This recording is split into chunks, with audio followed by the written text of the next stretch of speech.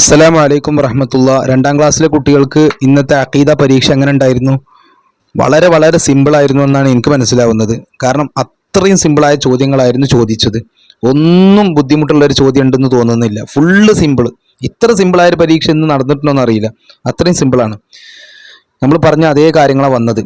ഇപ്പോൾ ഇവിടെ ഈമാൻ കാര്യങ്ങൾ എഴുതാനാണ്. ഈമാൻ കാര്യത്തിൽ 2ാമത്തതും 4ാമത്തതും 5ാമത്തതും 3 ക്വസ്റ്റ്യനാണ് അല്ലെ. ഈമാൻ കാര്യങ്ങൾ അള്ളാഹുവിലെ വിശ്വാസം ഇവിടെ തന്നിട്ടുണ്ട്. എന്താ 2ാമത്തത്? മലക്കുകളിലെ വിശ്വാസമാണ് അവിടെ എഴുതേണ്ടത്. ഇത് തന്നിട്ടുണ്ട്, കിതാബുകൾ തന്നിട്ടുണ്ട്. അടുത്ത എഴുതണം മുർസലുകളിലെ വിശ്വാസം. അടുത്ത അന്ത്യനാളിലെ വിശ്വാസം. നമ്മൾ പറഞ്ഞിരുന്നു അന്ത്യനാൾ എഴുതുമ്പോൾ ശ്രദ്ധിക്കണം. അന്ത്യനാൾ ഇങ്ങനെയാണ് എഴുതേണ്ടത് അല്ലേ. അന്ത്യനാൾ. അപ്പൊ അക്ഷരത്തെറ്റില്ലാതെ എഴുതുക എന്നുള്ളതാണ് പ്രധാനം. അത് എഴുതിയിട്ടുണ്ടെങ്കിൽ ഫുൾ മാർക്ക് കിട്ടും.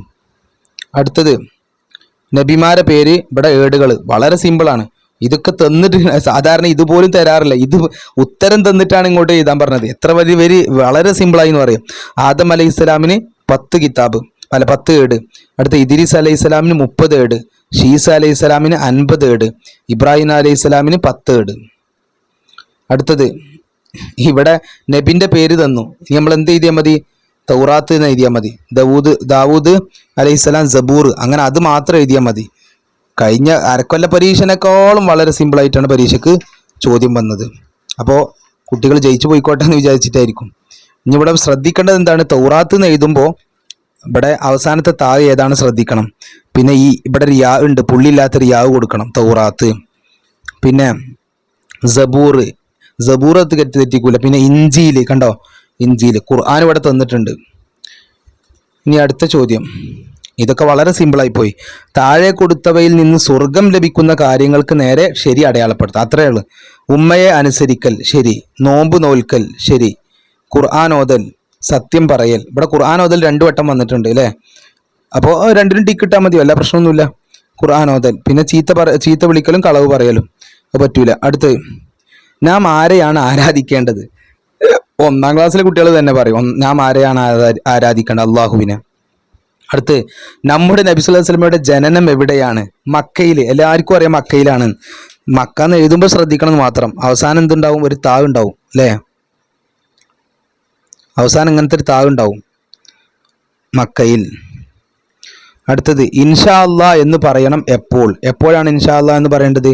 നാം ഒരു കാര്യം ചെയ്യുമെന്ന് പറയുമ്പോഴാണ് ഇൻഷാ അല്ലാ. നമ്മൾ പഠിച്ചതാണ് അല്ലേ. ഒരു കാര്യം എഴുതുന്നത് ശ്രദ്ധിക്കുക. ഒരു കാര്യം ചെയ്യുമെന്ന് പറയുമ്പോഴാണ്. ഇങ്ങനെ എഴുതിയിട്ടുണ്ടെങ്കിൽ ഒരക്ഷരത്തെറ്റില്ലാതെ എഴുതിയിട്ടുണ്ടെങ്കിൽ ഫുൾ മാർക്ക് കിട്ടും, ഇല്ലെങ്കിൽ മാർക്ക് കുറയും.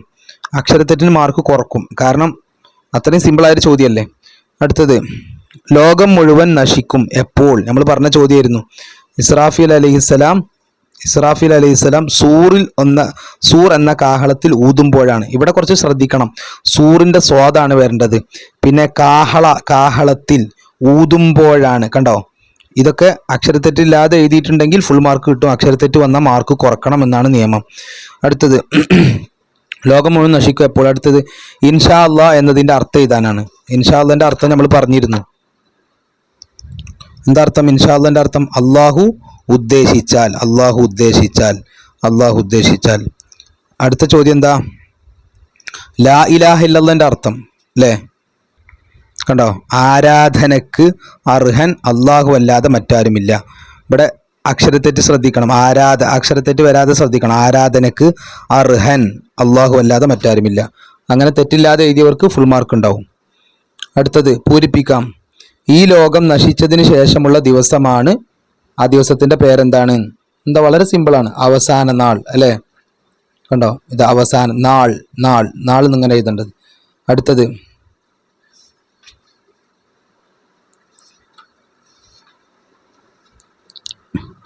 ഈമാൻ കാര്യങ്ങൾ 6 എണ്ണത്തിലും വിശ്വസിച്ചവരാണ് ആര്? മുഅ്മിനുകൾ. മുഅ്മിനുകൾ എന്ന് എഴുതുമ്പോൾ ശ്രദ്ധിക്കണം. മീമ് കഴിഞ്ഞിട്ട് വാവിന്റെ മുകളിൽ അംസിട്ട് എഴുതണം. മുഅ്മിനുകൾ. അടുത്തത് ജനങ്ങളെ സന്മാർഗത്തിലേക്ക് ക്ഷണിക്കാനായി അള്ളാഹു നിയോഗിച്ച പ്രത്യേക മനുഷ്യരാണ് ഡാഷ്.